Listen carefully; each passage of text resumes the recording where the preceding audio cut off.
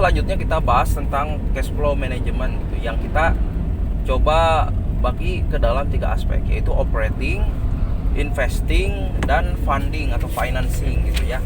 Nah,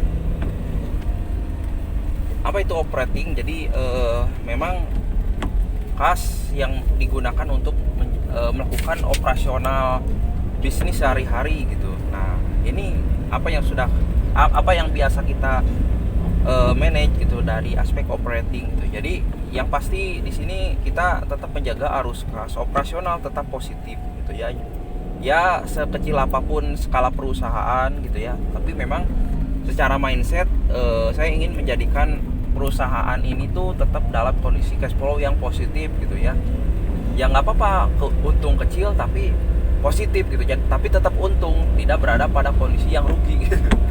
Nah, ya sekali lagi ini pilihan ya, bukan berarti kemudian perusahaan yang rugi itu ya sudah divonis berarti dia akan bangkrut, misalkan berarti dia akan kolaps, ya enggak juga. Kadang-kadang ada perusahaan-perusahaan yang memang ya rugi itu udah direncanakan gitu ya, skemanya itu awal-awal harus rugi dulu gitu ya, seperti halnya para startup teknologi gitu ya. Nah, itu kan kadang-kadang kan beberapa tahun itu masih rugi gitu. Gojek itu kan juga masih rugi kalau nggak salah. Nah, sebelum nanti mungkin di tahun tertentu gitu ya bisa untung gitu, bisa mulai profit kan. Tapi ya kadang-kadang karena ada target yang juga lebih besar ya, seperti halnya mengakuisisi market gitu ya, terus mendisrupsi pasar gitu. Nah, itu kan juga menjadi pertimbangan. Ya nggak apa-apa di awal-awal rugi dulu, tapi nanti ada suatu waktu yang akan menjadi profit gitu. Biarpun perusahaannya rugi gitu kan, tapi karena konsep bisnisnya bagus dan memang cukup menjanjikan di masa depan, sehingga para investor itu juga ya berbondong-bondong untuk bisa membeli sahamnya gitu, dan menjadikan perusahaan-perusahaan startup teknologi itu menjadi perusahaan yang punya valuasi yang besar gitu, yang tinggi sekali gitu. Ya bahkan kan seperti halnya Gojek, itu kan valuasinya lebih besar daripada maskapai penerbangan sekelas Garuda sekalipun gitu. Padahal secara aset gitu, aset fisik ya, itu ya tentu jauh gitu ya. Ya maskapai kan ya mereka punya aset-aset fisik juga yang nilainya juga besar-besar gitu ya. Ya harus ada unit-unit pesawatnya gitu, harus ada bandara, landasan, pabriknya dan lain-lain gitu. Nah, itu kan juga tentu besar sekali gitu. Tapi kenapa kok valuasinya malah kalah dengan Gojek, yang bahkan mereka nggak perlu ngalokasikan atau nggak perlu punya unit motornya gitu untuk para driver ojol itu kan. Ya driver ojol kan motornya motor sendiri, bukan motor yang dipinjemin sama Gojek kan gitu. Nah, tapi ya karena ya persepsi publik tentang model bisnis Gojek itu kan dianggap lebih menjanjikan masa depan gitu, sehingga ya tentu itu akan mempengaruhi valuasi dari perusahaan Gojek itu sendiri ya gitu, yang pada akhirnya lebih besar dari maskapai penerbangan sekalipun gitu. Nah, seperti itu ya. Oke, kita back to the topic. Jadi, nah, tentu di sini bagaimana cara kita mengatur gitu operating. Nah, selain tadi menjaga arus kas positif, ya kita pun sempat mengurangi beberapa beban-beban biaya atau fixed cost gitu pada masa perusahaan lagi nggak stabil gitu, atau lagi kurang perform. Nah, itu yang kita lakukan. Nah, terus dari sisi investing gitu ya, maksud di investing tuh bukan investasi teman-teman investasi gitu ya, sistem investasi di MSP, bukan itu. Tapi investing yang dimaksud di sini itu adalah belanja aset gitu. Jadi istilahnya itu CAPEX lah, capital expenditure. Jadi belanja modal biasanya itu di awal-awal lah gitu, atau pembelian aset-aset atau peralatan-peralatan yang itu digunakan untuk ya menjalani operasional bisnis gitu. Tapi ya tidak bersifat menghasilkan profit langsung gitu ya, atau istilahnya itu bukan sifatnya direct cost gitu ya, seperti halnya HPP atau biaya bahan baku gitu, itu kan memang operasional sifatnya. Tapi kalau investing yang dimaksud di sini memang biasanya untuk kebutuhan modal awal gitu. Seperti hanya kalau di MSB itu kan beli freezer gitu ya, terus beli mesin press gitu ya, beli peralatan pasteurisasi dan lain-lain. Nah itu mungkin masuknya di investing kan gitu, atau ya di belanja aset ya. Nah ini kita selalu membeli aset secara cash ya ketika memang di satu waktu memang aset itu cukup dibutuhkan gitu untuk menjalankan operasional bisnis sehari-hari kan gitu ya. Nah gitu. Oh ya tadi sebelum kita lanjut ke aspek financing, saya ingin sampaikan dulu dari sisi evaluasinya ya. Yang pertama dari sisi operating. Jadi biarpun arus kas ya kita selalu menjaga ya supaya tetap positif gitu, supaya tidak rugi. Tapi memang ya masalahnya masih terhitung belum begitu besar gitu.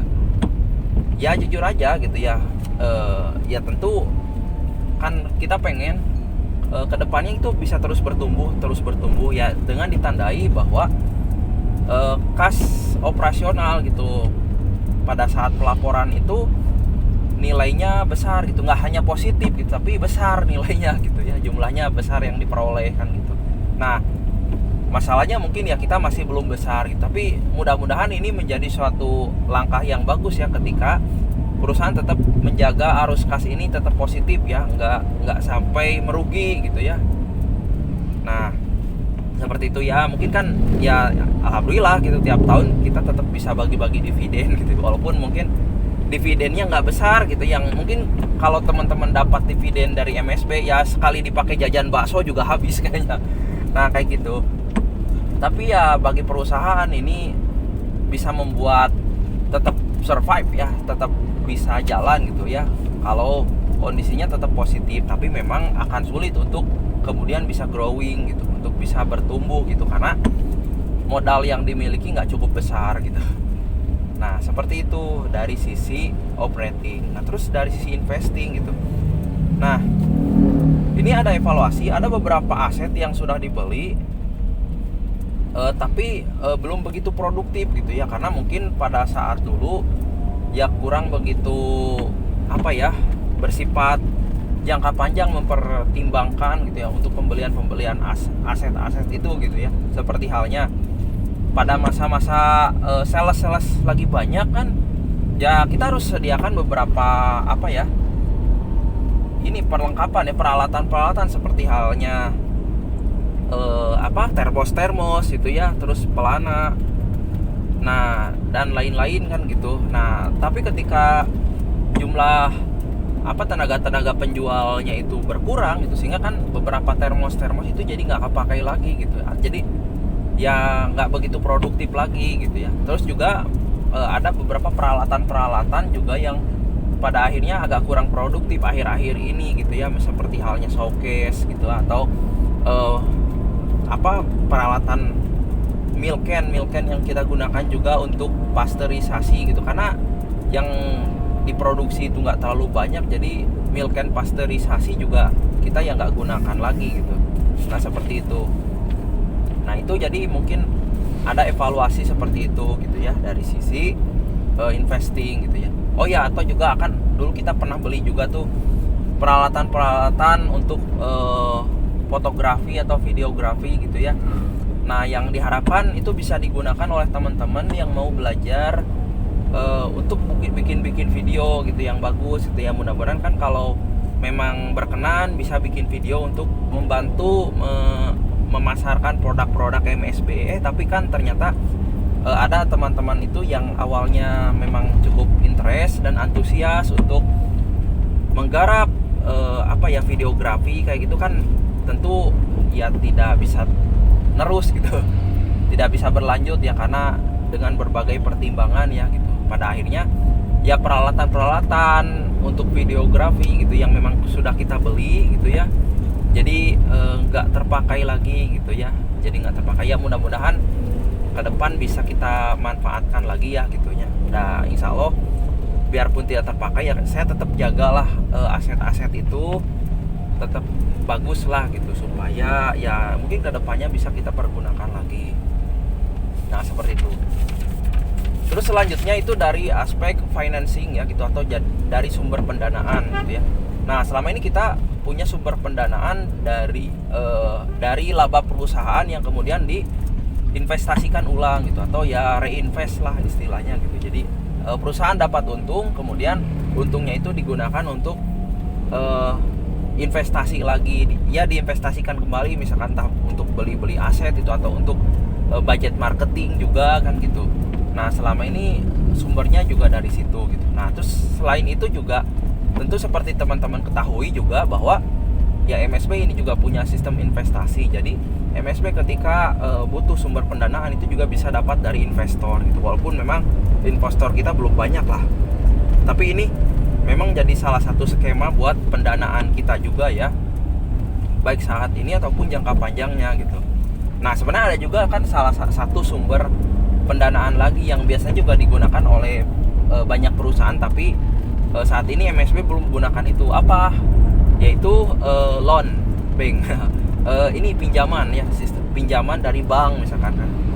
Yaitu juga ada kan skema seperti itu, perusahaan-perusahaan untuk mengembangkan bisnisnya itu melakukan pinjaman ke pihak ketiga, seperti hanya pihak perbankan gitu. Nah tapi sejauh ini MSB belum pakai skema itu gitu ya. Kalaupun saya pernah juga berhubungan gitu ya, atau menjalani urusan pinjam meminjam gitu dengan bank, tapi itu untuk keperluan yang bersifat pribadi ya bukan untuk keperluan yang bersifat untuk perusahaan gitu. Nah seperti halnya ya dulu kan jujur saya beli mobil itu juga pakai pinjaman gitu. Saya nyicil rumah juga kan pakai pinjaman gitu. Nah tapi untuk perusahaan ya saya belum pakai pinjaman gitu. Masih ya itu ya reinvest dan pakai investor gitu, seperti itu. Karena ya memang resikonya cukup besar ya kalau pakai pinjaman. Nah karena kan beban tiap bulan yang pada akhirnya harus dibayarkan itu jadi sangat besar sekali ya. Kalau misalkan perusahaannya belum stabil, itu nanti akan cukup memberatkan gitu ya, seperti itu. Tapi bukan berarti tidak boleh ya gitu. Nah saya bukan penganut aliran-aliran wah bunga bank riba gitu. Ya nggak gitu juga sih ya, sejauh memang ada hitung-hitungan yang jelas, hitung-hitungan yang memang konkret dan dirasa masih bisa menguntungkan ya kalau melakukan skema pinjaman, is okay gitu, nggak masalah seperti itu ya. Nah terus evaluasinya apa nih dari sistem financing ini gitu ya.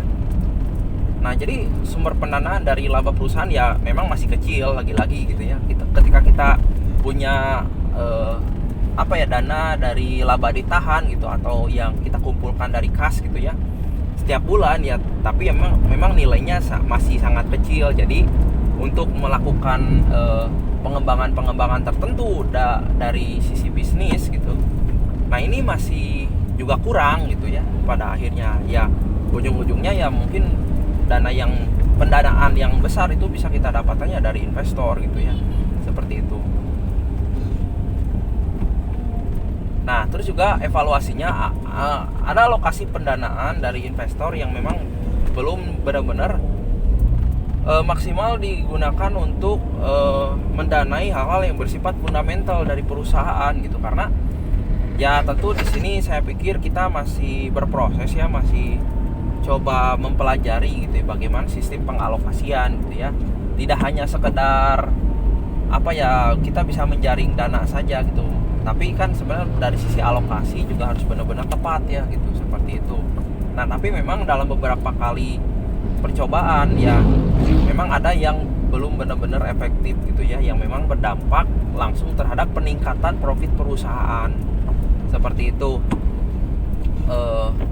Seperti halnya contoh misalkan ketika dulu saya buka investasi misalkan, untuk ya tujuannya sih baik sebenarnya kan gitu, untuk memfasilitasi teman-teman yang ingin ingin belajar gitu, ingin belajar untuk videografi gitu kan. Nah kita beli aset-aset gitu yang itu duitnya dari investor gitu kan, beli gimbal, beli kamera gitu, atau beli lighting, sound dan lain-lain gitu. Nah sempat beberapa kali dipakai, tapi kan setelah itu udah nggak dipakai lagi karena kan orang-orang yang memang mau menekuni itu juga sudah tidak bergabung lagi dengan kita gitu. Jadi pada akhirnya ya peralatan-peralatannya itu nggak terlalu produktif akhir-akhir ini gitu. Padahal kan itu duitnya dari investor kan gitu. Nah ya mungkin sekali lagi saya ingin juga meminta maaf ya atas kondisi tersebut gitu ya. Tapi insya Allah asetnya saya tetap jaga gitu ya. Dan kalau memang perlu dikembalikan juga bisa dikembalikan, walaupun mungkin tidak secara langsung ya gitu, bisa dikembalikan semua gitu ya. Tapi mungkin bisa dicicil lah dalam bentuk uang tunai gitu beberapa kali seperti itu gitu ya.